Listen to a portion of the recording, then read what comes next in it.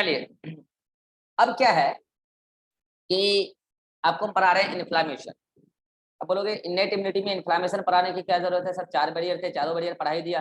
Physical barrier पढ़ा दिया, skin mucosa, physiological barrier पढ़ा दिया, body secretion, acidic pH, fever, cytokine barrier पढ़ा ही दिया, इंटरफेरॉन, सेलुलर बैरियर पढ़ा ही दिया, phagocytic cell, non phagocytic cell, phagocytic cell में न्यूट्रोफिल और मोनोसाइट मैक्रोफेजेस, और नॉन फेगोसिटिक सेल में एनके सेल। तो फिर ये इन्फ्लामेशन पढ़ाने की क्या जरूरत है? इन्फ्लामेशन इनेट इम्यूनिटी को बूस्टअप करता है। कैसे करता है अभी आप देखना, मतलब इनेट इम्यूनिटी के रोल को एक्टिवेट करता है, एक तरीके से उसको बूस्टअप करता है। कैसे करता है? अभी आपने देखा कि इनेट इम्यूनिटी में एक जो सबसे इंपॉर्टेंट रोल प्ले कर रहा है cellular barrier, NK cell, neutrophil, macrophages.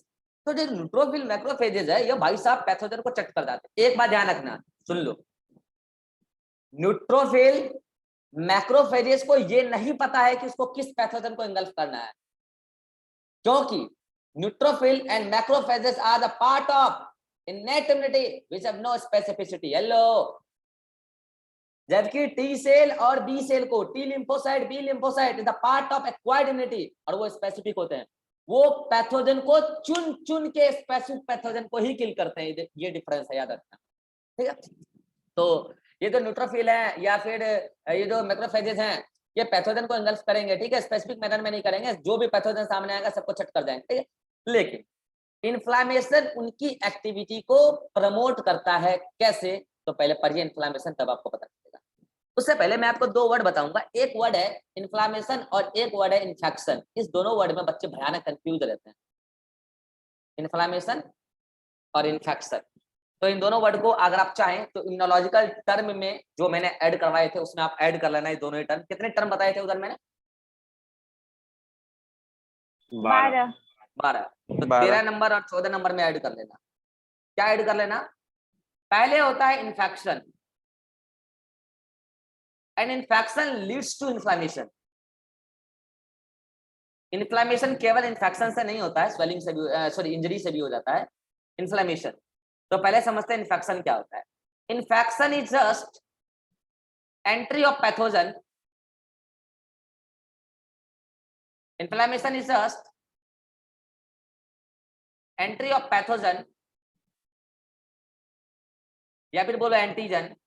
अब आपको पता है एंटीजन पैथोजन में क्या होता है। Inside our body, inside our body, this is an infection. आपको अगर कोरोना का इन्फेक्शन हो गया, सार्स 2 कोविड 2 का, अगर कोविड-19 का इन्फेक्शन हो गया, तो जरूरी नहीं है कि आपको डिजीज हो ही जाएगा, जरूरी नहीं है डिजीज हो जाए। इन्फेक्शन हुआ है, अगर हो सकता है आपका इम्यून सिस्टम उसे लड़ ले, या आपको प्रोफाइलैक्सिस करके रखे हुए हैं वो लड़ ले उससे। तो इन्फेक्शन का मतलब ये नहीं कि डिजीज हो ही जाएगा। अच्छा, इन्फेक्शन होने के बाद डिजीज ना हो, इसके लिए हमारे बॉडी में इन्फेक्शन होता है। Yes, infection is very useful for us. Infection के बाद इन्फ्लामेशन इसलिए होता है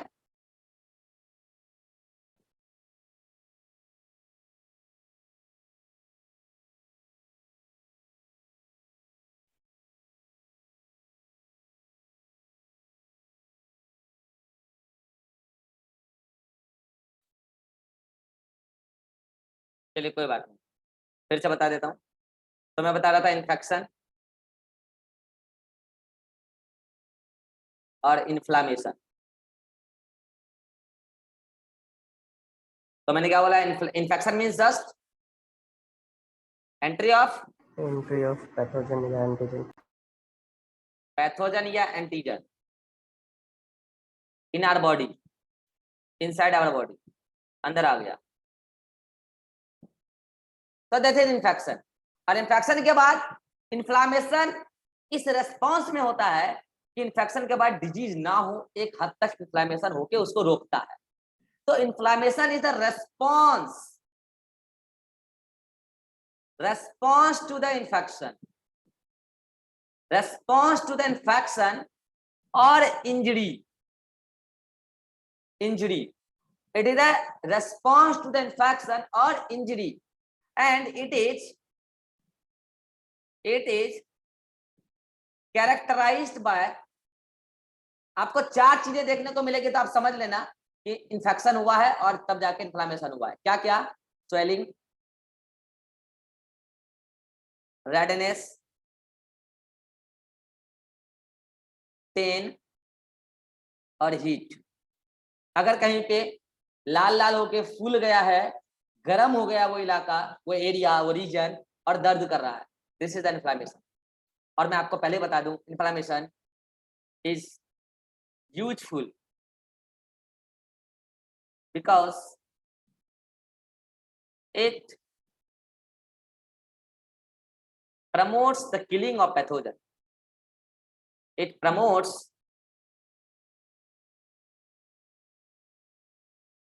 killing of पैथोजन। अब तो कैसे, तो वो अभी आपको पता चल जाएगा, पैथोजन या एंटीजन। अब आप बोलोगे सर यहाँ पे आपने इंजरी क्यों लिखा? एक बात बताओ, कल को अगर आपको इंजरी लगा है, कट लगा है, तो इन्फेक्शन का चांसेस है कि नहीं है? हेलो, है ना? Yes, sir. तो पता है इन्फेक्शन से पहले जब इंजरी लग गया है, तो इंजरी के जस्ट बाद भी इन्फ्लामेशन हो जाता है। इन्फेक्शन हो या ना हो, वो जानता है कि इंजरी के बाद इन्फेक्शन का चांसेस है, तो इन्फ्लामेशन करा दो, पहले ही पैथोजन को मारने की तैयारी करा लो, ताकि पैथोजन आते ही किल हो जाए। तो इन्फ्लामेशन और इन्फेक्शन अलग अलग चीजें हैं। इन्फेक्शन के बाद इन्फ्लेमेशन होता है, स्क्रीनशॉट ले लो, ये उसमें टर्मिनोलॉजी में ऐड कर लेना। अब मैं आपको डिटेल में पढ़ाने जा रहा हूं इन्फ्लामेशन। इन्फ्लामेशन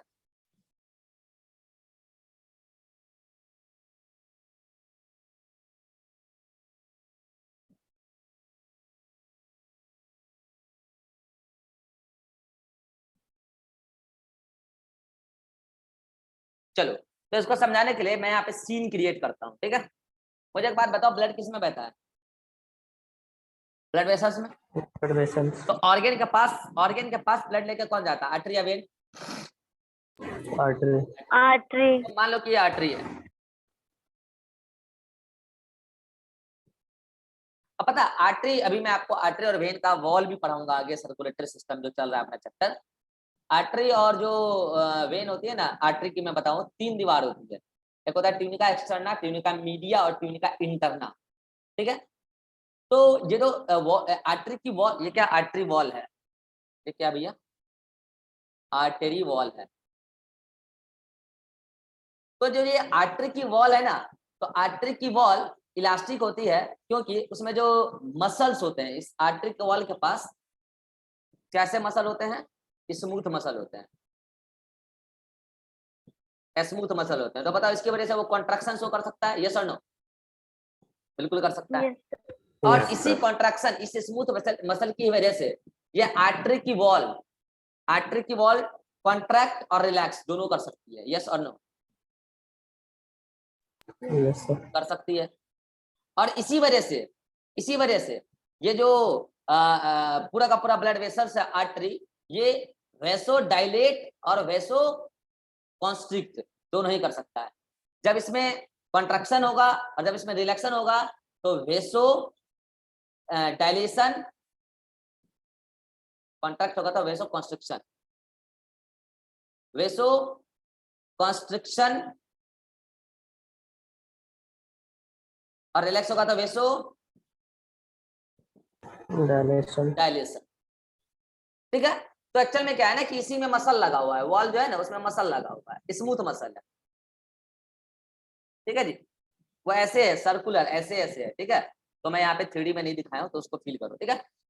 तो क्या है कि ये ब्लड कैपिलरी, मतलब ये आर्टरी है। अब आपको पता है कि आर्टरी किसी भी ऑर्गन में जब जाता है तो क्या बन जाता है, जल्दी बोलो। पहले ऑर्गन में एंटर किया तो आर्टेरियोल, ये लो आर्टेरियोल, कई सारे आर्टेरियोल है कि नहीं? आर्टेरियोल में भी वो होगा स्मूथ मसल, आर्टेरियोल में भी है, ठीक है जी? ठीक है, तो ये क्या आर्टेरियोल। और मुझे बताओ जल्दी से कि ईच एंड इंडिविजुअल सेल के करीब जाके जो एक्सचेंज कराने के लिए बड़े वेसल है वो कौन है? Capillary. कैपिलरी। तो ये देखो कैपिलरी, लेकिन पता है कैपिलरी में स्मूथ मसल नहीं होता है, कैपिलरी में स्मूथ मसल नहीं होता है। तो this is what, this is capillary, ठीक है जी? अब देखो ये क्या है, सेल है, दिस इज व्हाट, सेल। अब मुझे बताओ सेल का ग्रुप क्या कहलाएगा? टिश्यू। यस, और उसके बाहर जो फ्लूइड हो क्या कहलाएगा? Tissue fluid, interstitial fluid। Fluid, और एक्स्ट्रा सेलुलर फ्लूइड, ठीक है। तो ये क्या है आपका? एक्स्ट्रा सेलुलर फ्लूइड है, टिश्यू फ्लूइड है। और ये क्या भैया? सेल है, ठीक है जी। अब एक बात बताओ, मैं आपको बैक्टीरिया मान के पढ़ा रहा हूँ, बैक्टीरिया कैसा पैथोजन है? Exogenous, endogenous? फटाफट बोलो। Exogenous, exogenous. तो बैक्टीरिया पहुंच चुका है, ये लो पैथोजन, ये बैक्टीरिया, ये देखो मजे कर रहा है अपना, ये देखो अभी मजे कर रहा है, ये है बैक्टीरिया।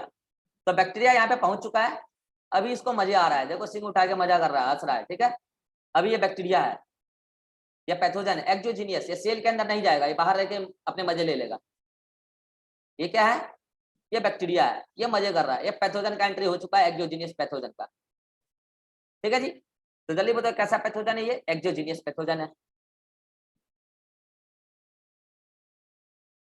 चलो अब सुनना ध्यान से, क्या आपको ये बात पता है कि जो एक्सोजेनियस पैथोजन है ये केमिकल सिक्रीट करती है यहाँ पे एक्स्ट्रासेलुलर फ्लूइड में? यस और नो?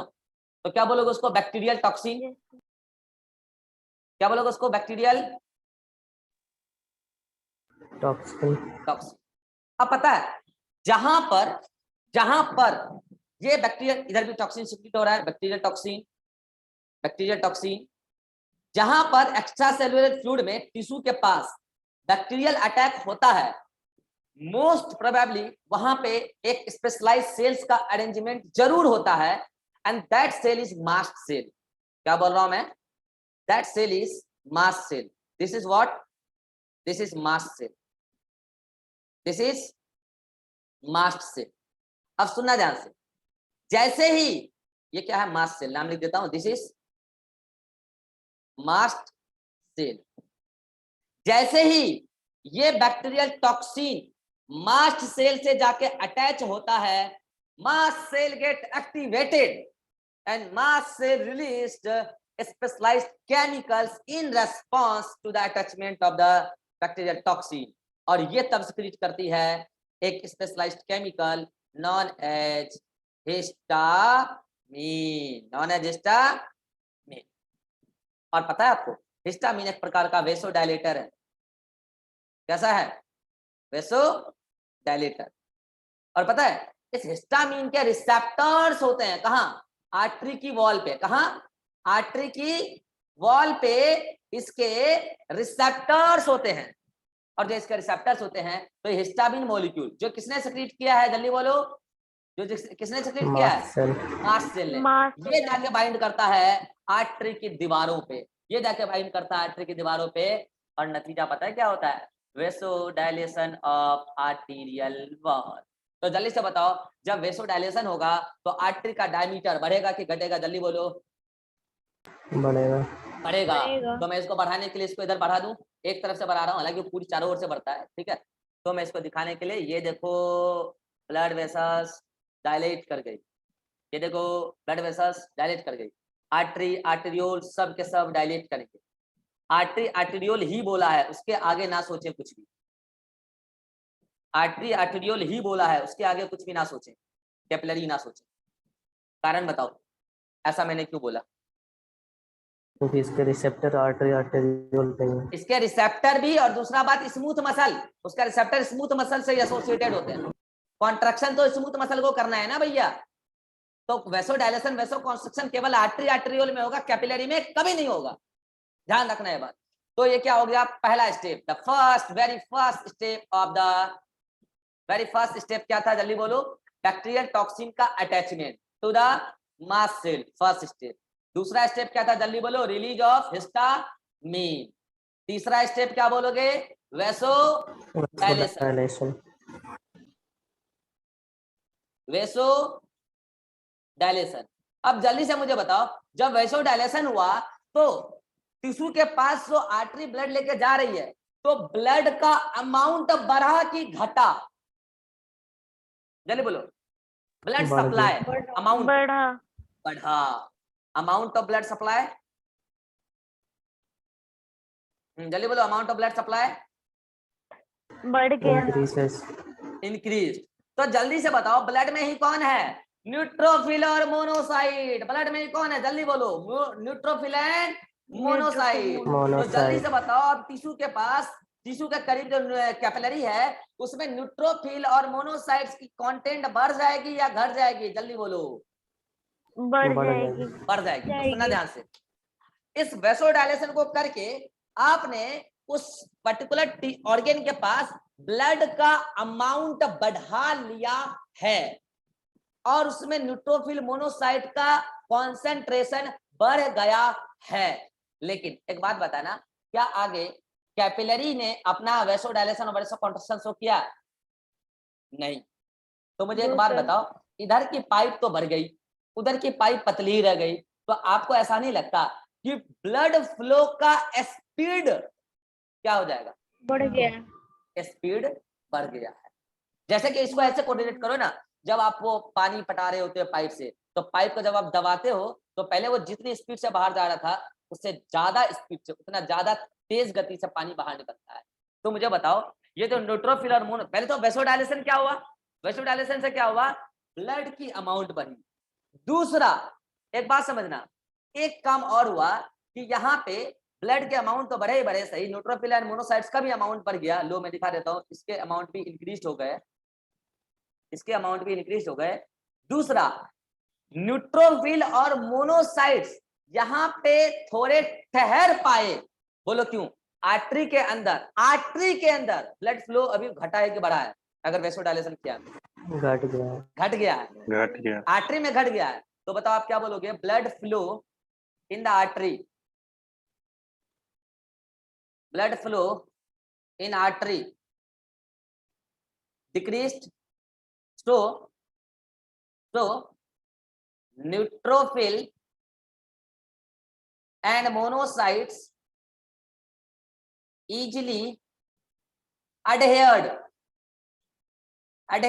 at arterial wall। अब ये क्या हुए, आर्टेरियल वॉल पे इजिली अडहेयर हुए। ये मान लो न्यूट्रोफिल है, इस पे चिपक गया, ये इस पे चिपक गया, अब ये इस पे चिपक गया, इस पे चिपक गया। न्यूट्रोफिल और क्या है, ये मोनोसाइट्स है। अब पता है इसका क्या होगा, अब इसका होगा रोलिंग। अब इसका क्या होगा, रोलिंग। ये आगे रोल करते हुए आगे बढ़ेंगे, ये आगे रोल करते हुए आगे बढ़ेंगे। लेकिन एक बात बताना, अगर आपको ऐसा लग रहा है कि यहाँ पे ब्लड सप्लाई बढ़ गया है, इसकी वजह से जो ब्लड इधर की तरफ जा रहा है वो ज्यादा स्पीड की तरफ से जा रहा है, तो आपको ऐसा नहीं लगता कि कैपिलरी वेसोडायलेशन वेसो रिलैक्सेशन तो शो नहीं करती है, लेकिन कैपिलरी में स्ट्रेच आएगा, ऐसा लग रहा है कि नहीं लग रहा है? यस। और कैपिलरी में स्ट्रेच आने की वजह से कैपिलरी के जो सेल, जैसे मान लीजिए सेल है, इधर देखो, ये कैपिलरी के सेल है, ये देखो सेल है, और सेल के बीच में जो गैप है वो गैप अभी इतना कम है कि उससे मटेरियल केवल इंपॉर्टेंट चीज ही छन के जा पा रहा है बाहर। लेकिन जब उसमें स्ट्रेचिंग आएगा तो दो सेल के बीच का जो गैप है वो बढ़ जाएगा, due to the stretching of capillary wall, due to the stretching of capillary wall. So this is the stretching of capillary wall. तीसरा नंबर बताया था। चौथा नंबर रोलिंग, यहाँ पे लिख दो रोलिंग, नहीं चौथा नंबर तो एडहेरेंस था ना, ये रहा चौथा नंबर। चौथा number adherence of neutrophil and monocyte at the arterial wall. पांचवा नंबर रोलिंग, रोलिंग ऑफ, बोलो, neutrophil and neutrophils and monocyte. Monocyte, अभी मोनोसाइट ही बोलोगे, मैक्रोफेजेस कोई नहीं बोलेगा गलती से भी, मोनोसाइट्स। अब क्या हुआ मुझे बताओ, जब ये रोल करते करते पहुंचे होंगे कैपिलरी के पोर के पास, पांचवा नंबर तो पहले क्या बोलोगे, पांचवा नंबर क्या बोलोगे, ये क्या है, पोर, ये क्या है, पोर, पोर, तो क्या बोलोगे, 6 नंबर स्ट्रेचिंग ऑफ, बोलो क्या, capillary wall, capillary capillary wall and formation of, और फॉर्मेशन ऑफ टेम्पररी पोर। अब मुझे बताओ क्या होगा कि जब ये पहुंचेंगे न्यूट्रोफिल, जब ये पहुंचेंगे मोनोसाइट्स, तो क्या वो इजिली इससे क्रॉस आउट कर सकते हैं, नहीं कर सकते, जल्दी बताओ। यस। अरे क्रॉस आउट कैसे करेंगे पता है, जैसे कि अमीबा मूव नहीं करता कि अपना कुछ पार्ट आगे निकाला फिर और कुछ पार्ट आगे निकाला, फिर और कुछ पार्ट आगे निकाला, और निकालते निकालते नतीजा ये हुआ कि ये बाहर ही निकल गया इधर। This kind of movement the passing out of the neutrophil and monocytes from the temporary pores created in the capillary wall, that movement is called as 7th number amoeboid movement. That is called as amoeboid movement. amoeboid movement, and it is also called as diapedesis. तो मुझे बताओ कौन पहुंच गया है? Neutrophil. ये कौन है? न्यूट्रोफिल। और ये कौन है? Macrophage, sorry monocytes. अब जल्दी से बताओ, क्या मोनोसाइट्स और मैक्रोफेज, सॉरी कई सारे मोनोसाइट्स फ्यूज होकर मैक्रोफेजेस बना लेंगे कि बना लेंगे? जल्दी बोलो। यस तो मान लो कि कई सारे मोनोसाइट्स फ्यूज होकर क्या बना लिए? टिश्यू के पास मैक्रोफेजेस बना लिए हैं। और ये न्यूट्रोफिल तो पहुंच चुका है। जल्दी बताओ, दोनों के दोनों फेगोसाइटिक सेल है या नहीं है? जल्दी बोलो, दोनों के दोनों फेगोसाइटिक सेल है कि नहीं? लेकिन इनको कैसे पता चलेगा कि बैक्टीरिया किधर है? तो फिर ये न्यूट्रोफिल और मोनोसाइट्स इन केमिकल के रेस्पॉन्स में अट्रैक्ट होते हैं। क्या बोला मैंने? इन केमिकल के रेस्पॉन्स में अट्रैक्ट होते हैं। देखो ये न्यूट्रोफिल जा रहा है इस बैक्टीरिया के पास, देखो ये मैक्रोफेजेस जा रहा है इस बैक्टीरिया के पास, एंड दिस मूवमेंट, 8 नंबर लिख देता हूं, this movement of neutrophil and this movement of macrophage towards the bacteria in response to the chemicals secreted by the bacteria, the movement of neutrophil and the movement of macrophage in response of chemical secreted by bacteria, so that called as chemotaxis movement. chemotaxis movement of किसका? जल्दी बोलो। Neutrophil and macrophages. अब आप बोलो phagocytic cell, macrophages. अब पता है क्या करेगा? 9वां नंबर। अब तो बस कुछ नहीं, चट कर जाओ। 9 नंबर कुछ नहीं करना है। फेगोसाइटोसिस को अगले डायग्राम में अलग से लिखा। फेगोसाइटोसिस,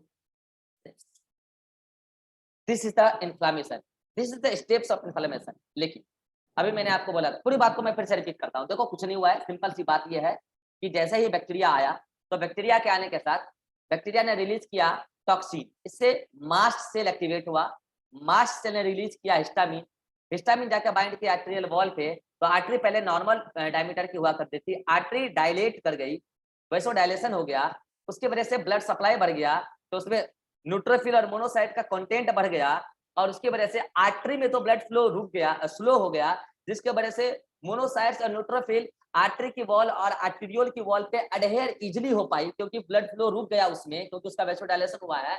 देन वो रोलिंग स्टार्ट कर दी, क्योंकि दीवार पे चिपकने के बाद वो रोलिंग स्टार्ट कर देती है, उसके कुछ रिसेप्टर्स होते हैं वहां पे, रोलिंग स्टार्ट कर देती है। उसके बाद जब वो अच्छा, अब इस दौरान जब इसमें ब्लड फ्लो घट गया है, ब्लड का अमाउंट घट गया है, बढ़ गया है, तो कैपिलरी में ब्लड हाई प्रेशर से पहुंच रहा है, इसकी वजह से कैपिलरी का वॉल का स्ट्रेचिंग हो गया है, उसमें पोर क्रिएट हो गया है, तो जो मोनोसाइट और न्यूट्रोफिल वहां गए वो इजीली उससे पास आउट हो गए, ऊज आउट हो गए, इसको अमीबॉइड मूवमेंट या डायपेडेसिस कहते हैं। उसके बाद मोनोसाइट फ्यूज होकर मैक्रोफेजेस बना लिया टिश्यू लेवल पे जाके, और अब ये मोनोसाइट सॉरी मैक्रोफेजेस और न्यूट्रोफिल दोनों का बैक्टीरिया टॉक्सिन्स के अकॉर्डिंग अट्रैक्शन हो रहा है, मूवमेंट हो रहा है, कीमोटैक्सिस हुआ।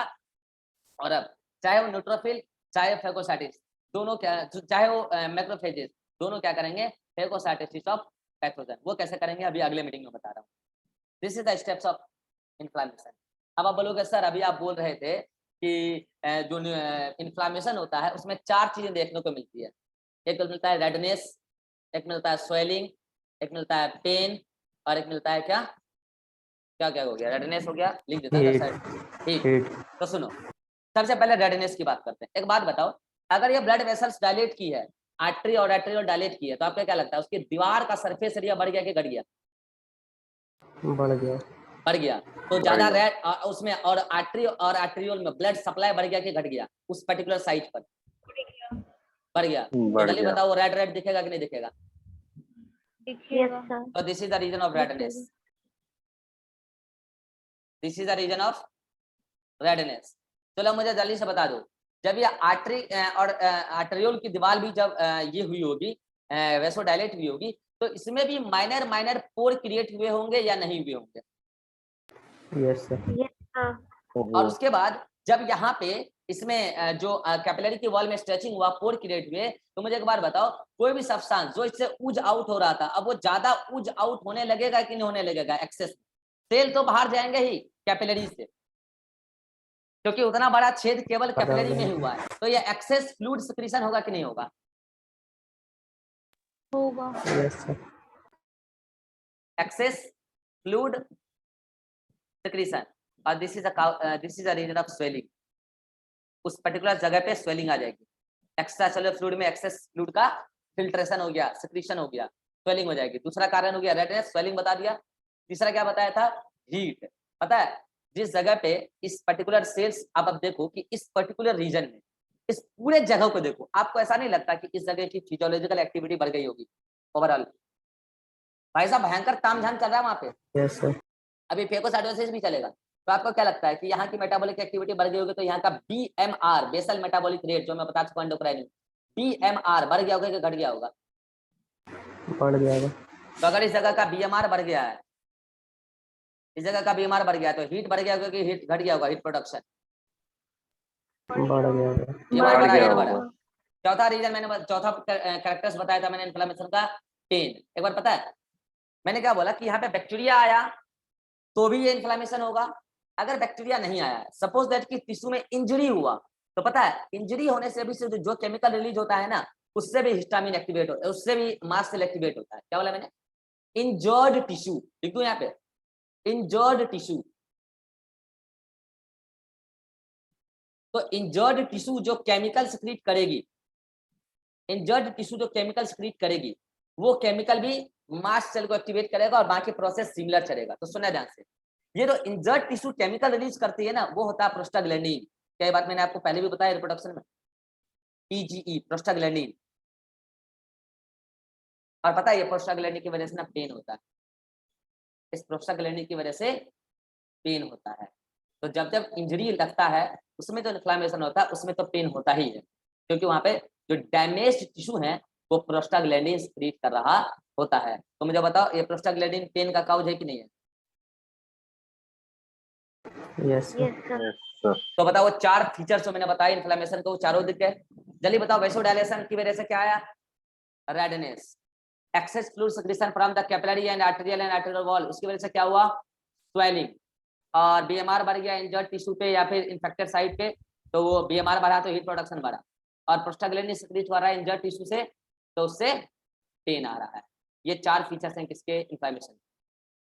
अब इस इन्फ्लेमेशन में सबसे अंत में क्या होना है? फेगोसाइटोसिस। अगर बैक्टीरिया आया है, पैथोजन आया है, तो फेगोसाइटोसिस। और अगर इंजर्ड टिश्यू है, तो उस इंजर्ड टिश्यू को भी फेगोसाइटोज करना है, क्योंकि वो टिश्यू डैमेज हो गई है, वो अब किसी काम की नहीं है, उसको फेगोसाइटोज कर दो, नया टिश्यू बन जाएगा। तो अब हम देखते हैं फेगोसाइटोसिस कैसे होता है। सिंपल बात है, ये मैं आपको पहले भी पढ़ा चुका हूं। कहाँ पे? सेल। ये मान लो क्या है? फेगोसाइटिक सेल है, ठीक है। ये फेगोसाइटिक सेल का अंदर में ये क्या है? ये है लाइसोजाइम। जल्दी से बता दो लाइसोजाइम का पीएच कितना होता है? मतलब ये लाइसोसोम है, तो लाइसोसोम के अंदर का जो पीएच होता है कितना होता है? क्या 4 से 5 के बीच होता है? आवाज नहीं आ रहा है? Yes sir. Yes sir. ठीक है, तो ये मान लो लाइसोसोम है, ठीक है। अब आपको पता है इसके अंदर बहुत सारे लाइटिक एंजाइम। अब क्या है कि मान लो कि बाहर कोई भी चीज है, चाहे वो बैक्टीरिया हो,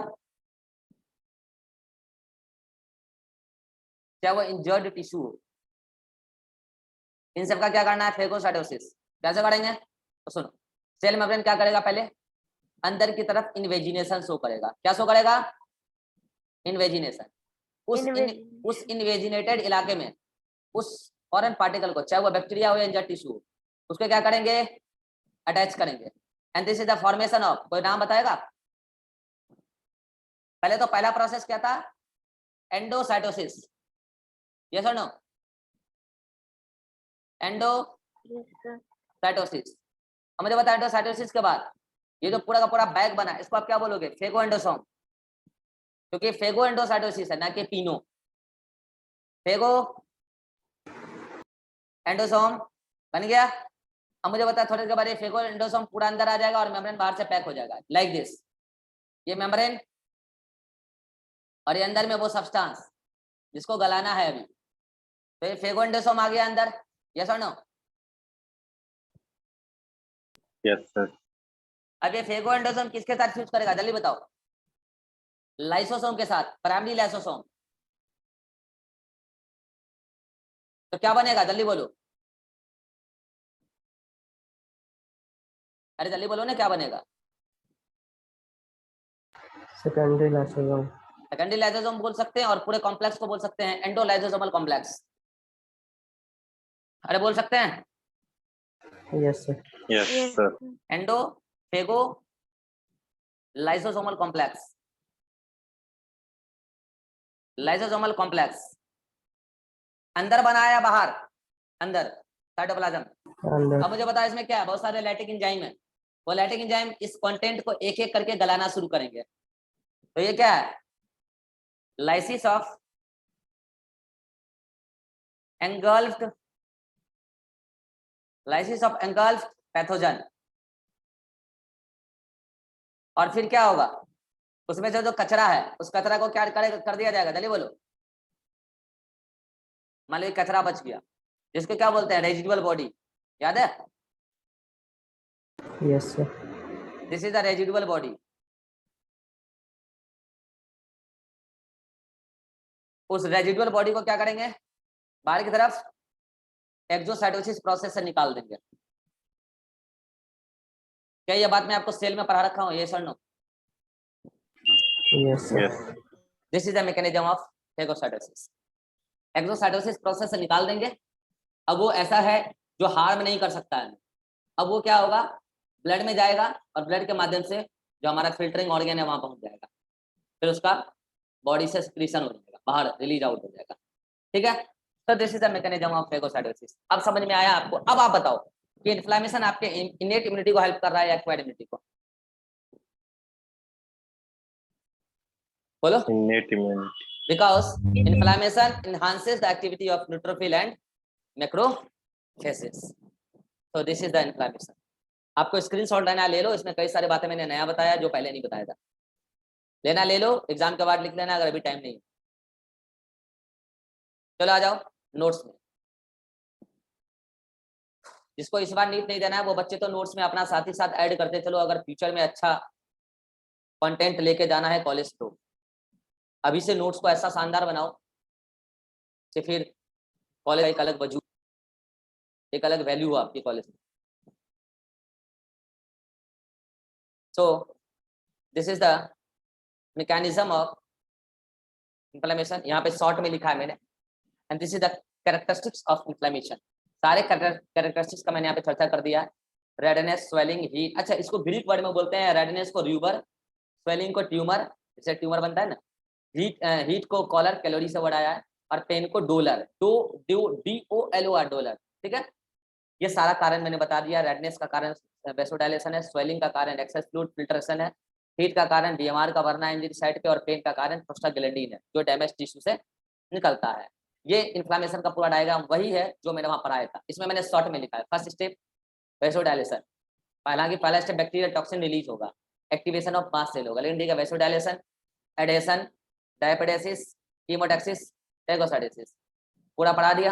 ये देखो फेगोसाइटोसिस का प्रोसेस पढ़ा दिया पूरा, ज्यादा डिटेल में उधर उस डायग्राम में था। ठीक है? अब बात कर लेते हैं थोड़ा सा स्वेलिंग की। ये जो स्वेलिंग है ना, ये दो प्रकार का स्वेलिंग होता है। कुछ स्वेलिंग में दर्द नहीं होता है, पेनलेस होता है। कुछ स्वेलिंग में दर्द होता है।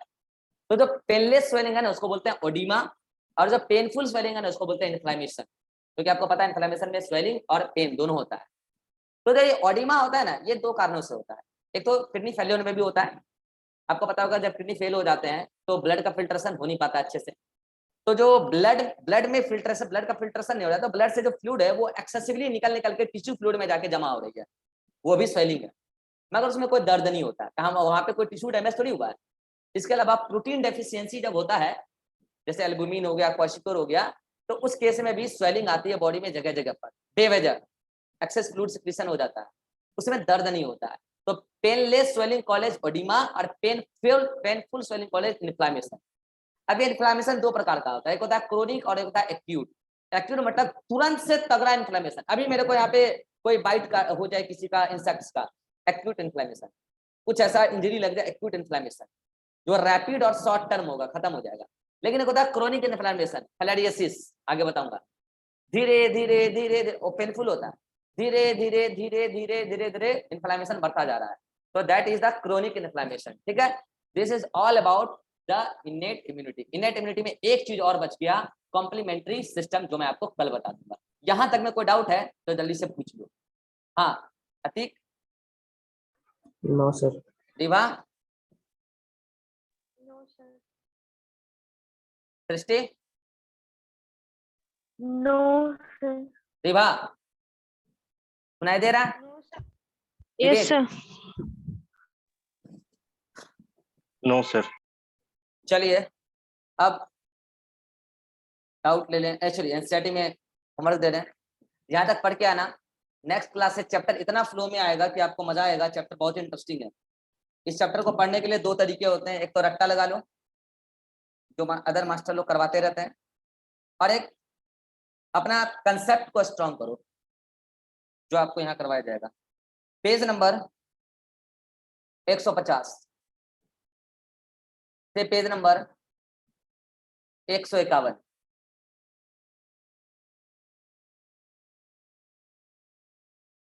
यहाँ पे आपको हेडिंग नंबर 8.2 से पढ़ना शुरू करना है, और यहाँ पे आपको हेडिंग नंबर 8.2.2 के ऊपर तक पढ़ लेना है। कर लोगे इतना?